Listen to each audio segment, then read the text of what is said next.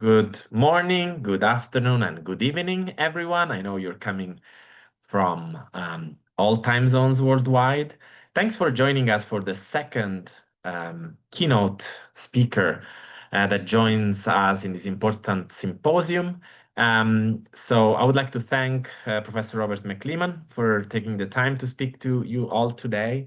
Thank you all for participation. And then I also don't want to forget, thanks to the Western Michigan University, the organizing team for doing a great job in making this possible, this conversation possible.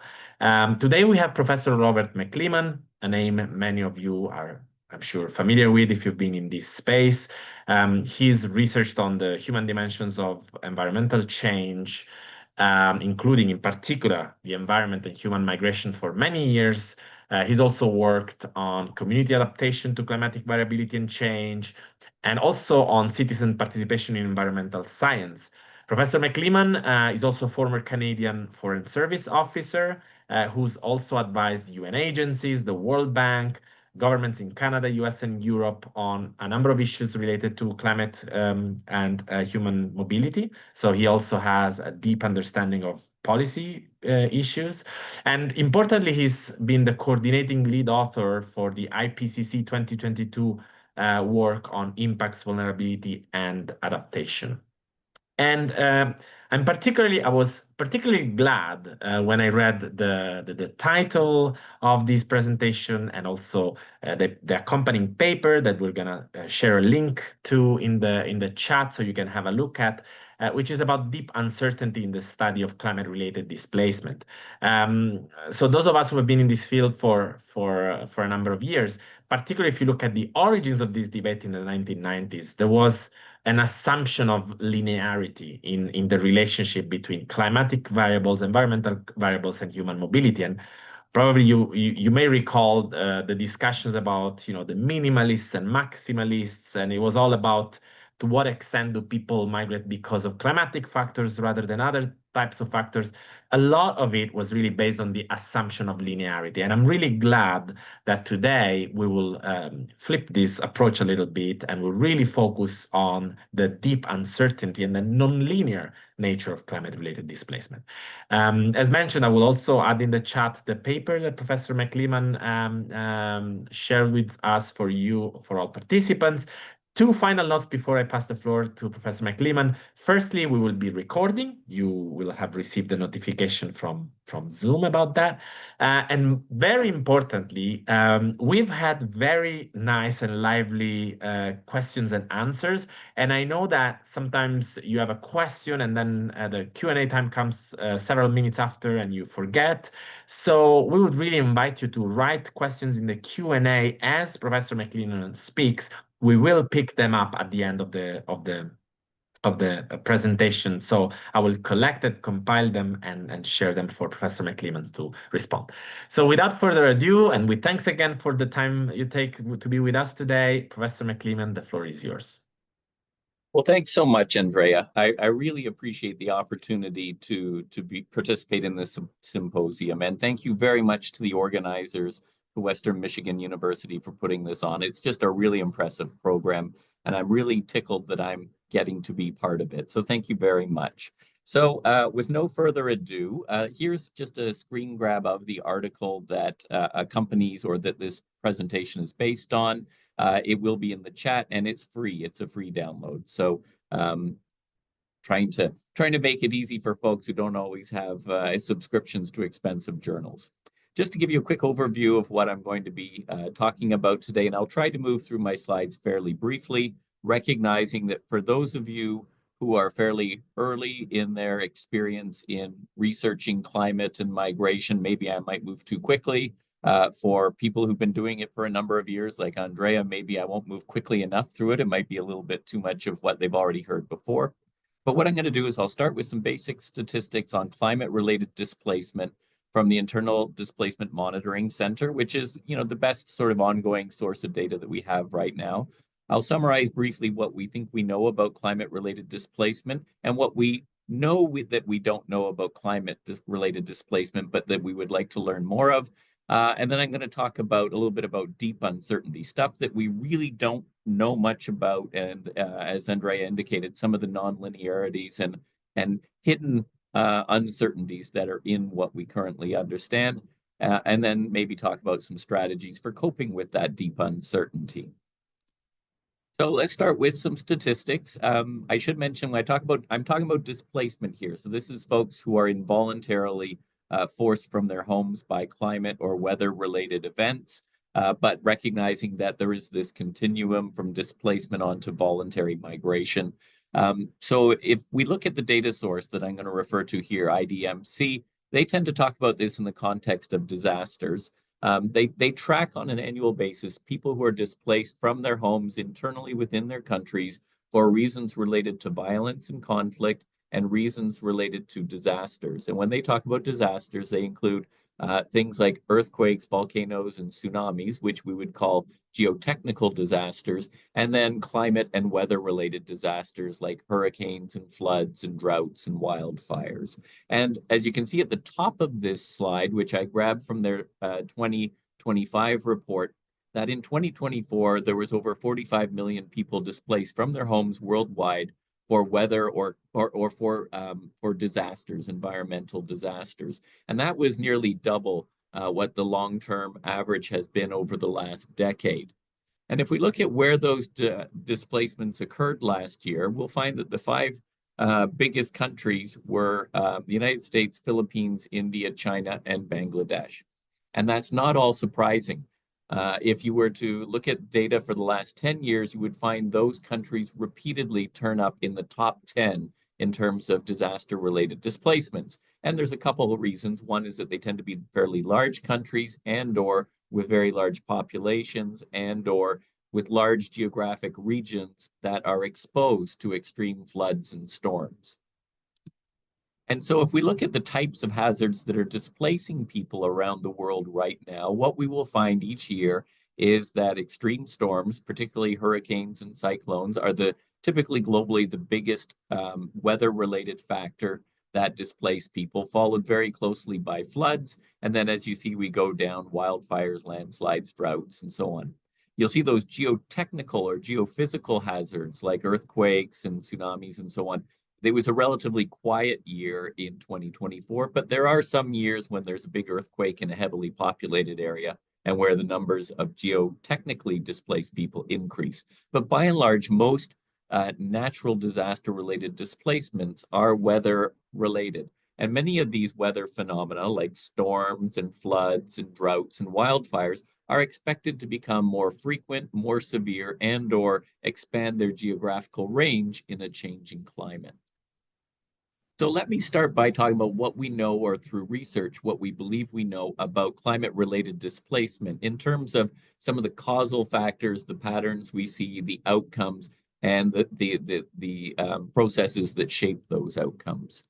So the first thing that we understand is that the factors that shape climate-related or weather-related displacements are very context-specific. So they're driven by not just the climatic driver itself, but by other social, economic, political, and cultural factors that shape how people live, where they live, and their socioeconomic circumstances. So for example, if we think about tropical cyclones, when they strike the coast of the United States, so say Florida or the Carolinas, which we see on the left-hand side, there tends to be a lot of property damage, especially in terms of dollar value, but fatalities and injuries tend to be relatively low, and displacement tends to be short-term evacuation and return. Contrast that with low-income countries, like for example, Myanmar or Burma, when there's a large cyclonic storm that hits, there is a much different sort of outcome. There tends to be higher rates of injury and loss of life. There's also greater impacts on people's livelihood resources, which can lead to sort of longer-term displacement. And there's also this reality that the institutional capacity to help people recover, to help them return, is very different in a low-income country than a high-income country. Just the same, even though there is this context specificity, there's also some commonalities or factors that we can see that repeat themselves across different forms of climate-related displacement events. So, for example, the rate of onset of the event tends to be a big factor in determining how big the displacement is, how long it takes, and how long people are displaced for. We see that there's a lot of linkage to housing, both in terms of the quality of housing, the nature of damage to housing, to whether people own their housing, whether they rent their housing, whether they're homeless or housed. And we also see things like insurance and other things that factor into determining whether people are displaced for long periods of time or whether they return. We also know, for example, that in the case of drought-related displacements, they tend not to happen very quickly. When there's a drought, movement or migration is often not the first thing that people will do. Households will try to adapt in other ways. So there tends to be this buildup of pressure before we actually see people on the move because of drought. So there's a variety of different things that we see across cases that are common. And again, institutional capacity is often a key determinant of the nature of the displacement outcome. We also know where people end up when they are displaced by weather or climate-related factors, and it tends to be relatively short distances. This is a map that you see on your screen from where people were moved after Hurricane Katrina, which was a big hurricane that hit New Orleans in 2005. The red shaded areas are where people moved to because the city of New Orleans was not habitable for several weeks after the storm. And you can see that most of them stayed within a day's drive of New Orleans. There were some instances of people moving farther afield, typically to join family members, but we tend to see this repeatedly, that people tend not to leave the immediate geographical region of the event unless they have no other options. And we also see that it's not always easy to talk about what we mean in legal terms or definitional terms when we talk about climate-related migration or displacement. Right now there's a tremendous hurricane that is striking Jamaica right now, Hurricane Melissa. At this very instant, people are their homes are being destroyed, people are losing their lives, people are being injured, and obviously all of us who are participating today, our thoughts go to them and to their families and friends who may have people living in Jamaica who are exposed to that event. So in that case, we can see very clearly that the people who will be displaced, there is clearly a climatic event that is at the heart of it. But there are other cases where it's not so clear cut. So some people, they may survive this event in Jamaica. Their home may survive the event, but they may lose their livelihood or their community may suffer. And so there may be knock-on consequences that lead them to move on at a later date. So getting to the causality can sometimes be very difficult when we're trying to talk in legal terms what we mean by climate-related migration and displacement. And we also know that we do not have very good data. We do the best we can with the data that's available. And this being 2025, I asked our AI what it thought about in terms of current levels of displacement and future projections of climate-related displacement. And I won't go through it in detail, but what you can see is it had some data from 2022. Well, obviously, we have better data than what AI was able to turn up. But if you look at the range of future projections for the year 2050, you can see that they range from 170 million to 1.2 billion people displaced by climate-related phenomena. And that wide range of uncertainty in the projections to a certain extent is based on the sort of reliability of the data that we currently have about the phenomenon. And what we also know and what we believe to be true is that the number of people displaced for climate-related factors in the future is likely to rise. And that's for a combination of reasons. One is already we see large numbers of people being displaced for climate-related reasons. We know that the drivers of those displacements, hurricanes, storms, floods, and so on, are likely to increase in frequency and severity in a changing climate. And the number of people living in locations that are highly exposed to these hazards is likely to rise in coming years. So we know that the numbers are going to go up. Now let's quickly talk about what we don't know, but we will call these our known unknowns. These are things that right now we are uncertain about as researchers, but we are trying to better understand. So for example, is the displacement that we see right now around the world, is it a result of just natural climate phenomena and variability?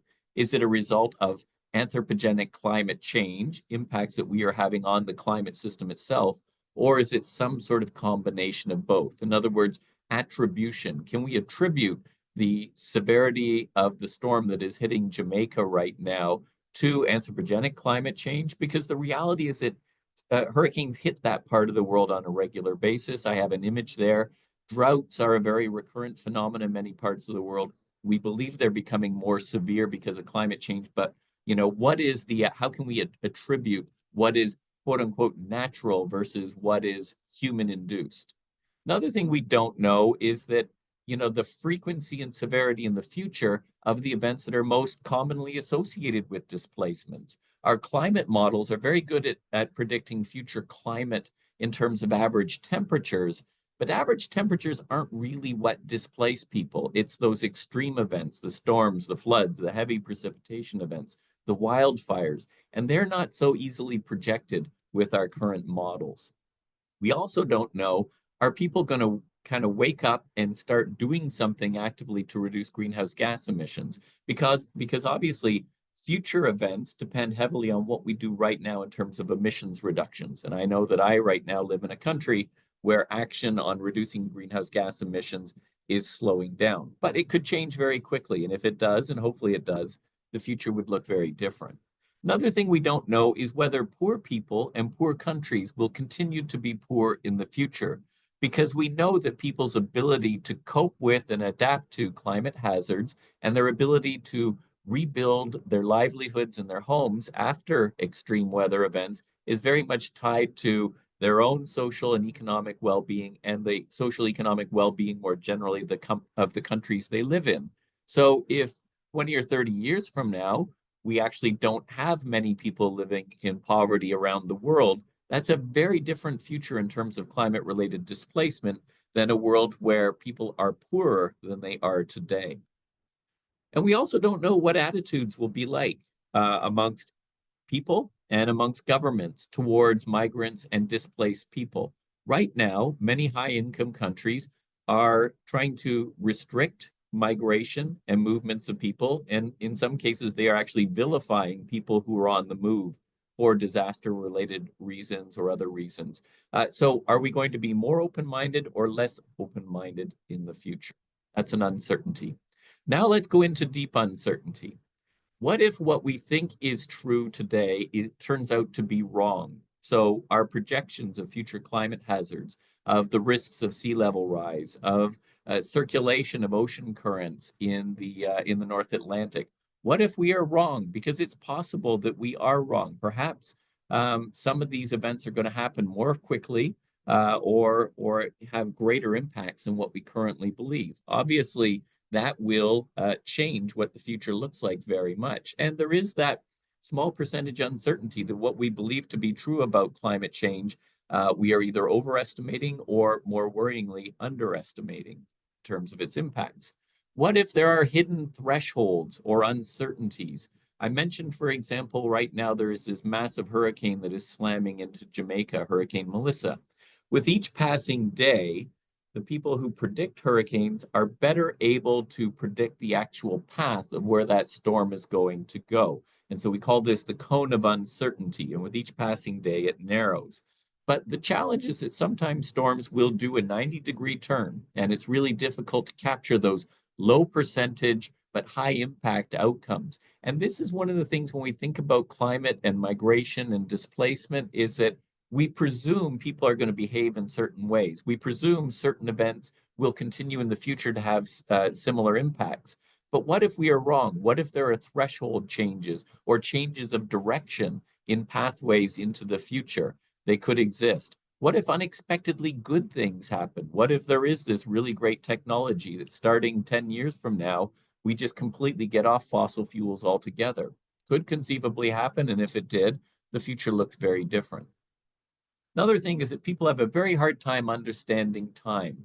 The return rates of many environmental phenomena are greater than the human lifespan. And we tend to think about very narrowly in terms of our own experiences, in terms of space and time. But, there are events that unfold under longer periods of time. A good example on the right-hand side is that I have been a great scholar of droughts in the North American Great Plains over since the 1930s. But the reality is that droughts over longer periods of time have very different patterns on the Great Plains than they have in the past 100 years. The past 100 years was actually quite wet. So in the longer scheme of time, there could be really big drought events yet to come in the very near future. So there's a lot of uncertainty in terms of what is pattern, what is random, what is irregular, and what is regular when we think about hazards and future outcomes. So there's two ways I've been trying to think about deep uncertainty, and I'm getting very close to the end of my presentation now. One is I talk to games masters. I myself don't play Dungeons and Dragons, but I talk to people who set up Dungeons and Dragon games, and I also use the mental concept of the time machine to think about changes over time. So some of the lessons I've gotten from gaming is game masters try not to predict or prepare for any or every single possible outcome because they can't imagine in random games particular outcomes. So what they try to do is they don't predict, but they try to prepare for any outcome, even barely imaginable ones, within the context of the games that they structure and play.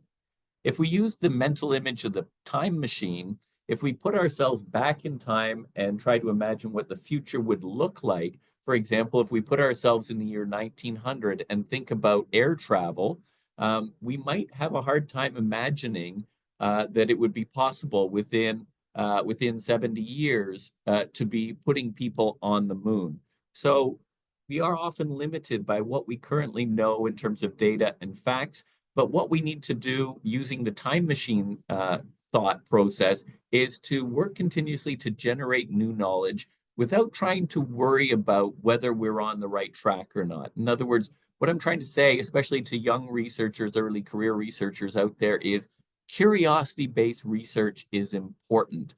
Feel free to go down blind alleys, to try things that haven't been tried before, and be open-eyed and ready to recognize things that maybe other scholars have not recognized before. And just some final thoughts, because I'm going really quickly, but I want to leave a couple minutes for questions and clarifications and so on, is that as researchers, as people who are interested in climate-related migration and displacement, I really encourage us all to work cooperatively and collaboratively and recognize that even as we talk about the things that we think we know with respect to climate-related migration and displacement, there are going to be things that are simply outside that cone of uncertainty. We won't be able to foresee every single possible outcome now or in the future, but we can strive together to sort of build the capacity to recognize potential outcomes and to work cooperatively and to encourage other people to work cooperatively to assist one another in times of need and to build into our political, economic, and social systems the mechanisms that can help us prepare for those uncertain events and to soften the blows of those events that can lead to displacement. I think I'll leave it at there. I've gone very quickly, and I'll turn it back over to Andrea, if that's okay, to maybe moderate a couple quick questions. Thank you very much. Thank you very much. So much to absorb. We will all be thinking about what you just presented. There are three questions in the Q&A, and I'm wondering, time is limited, if maybe you can go through each one of them. So one of them is about what's the impact, the harm in overestimating potentially the impact of disruption events. So especially in terms of ensuring population are prepared. The second one is about anti-migrant attitudes and to what extent does that have to do with the climate. And the third one about, the potential of this dramatic kind of potential future scenarios. It doesn't materialize. Over to you.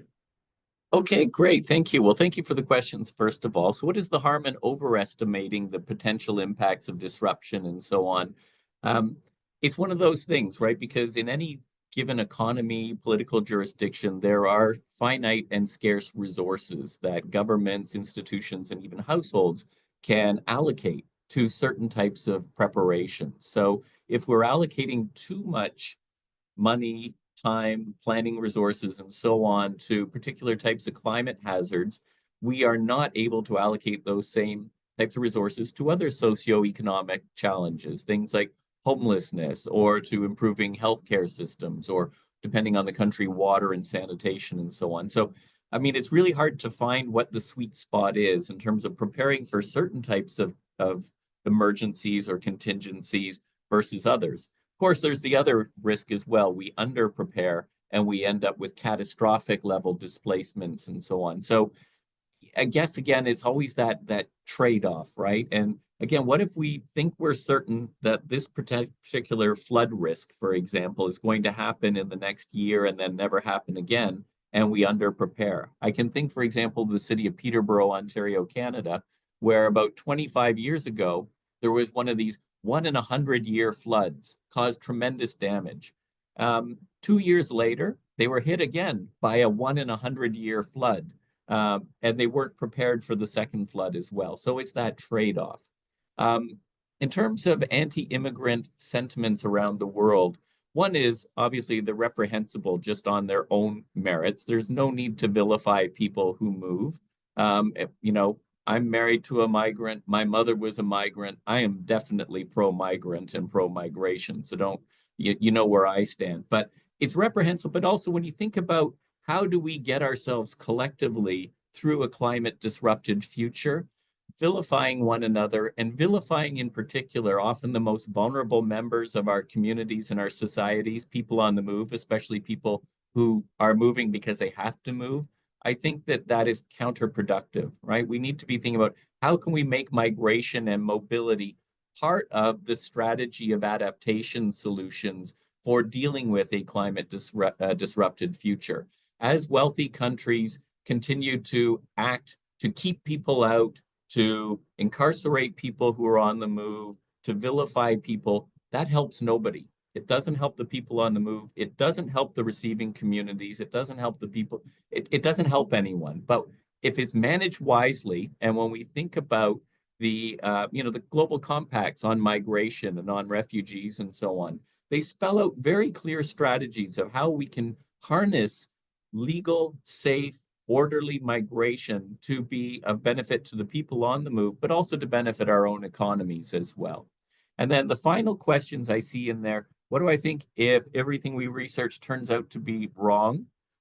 That's research, right? That's scholarship. We have to, as scholars, not just keep sampling on the stuff that we already know and look for little incremental stuff, but we also have to sample outside of what we already know to see whether we are on the right track. So there's also that curiosity-based research that will help us know if we're on the right track or not. And what I see is the main areas you believe we need to focus on when planning.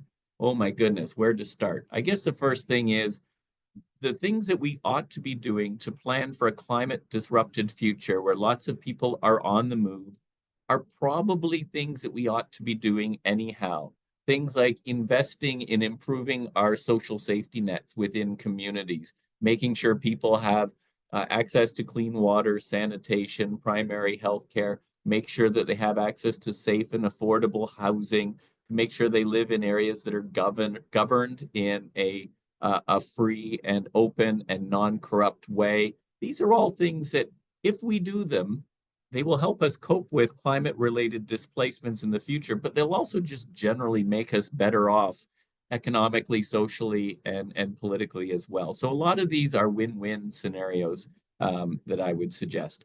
I'm going to stop talking, Andrea. I don't know if you have any final thoughts that you wanted to bring up.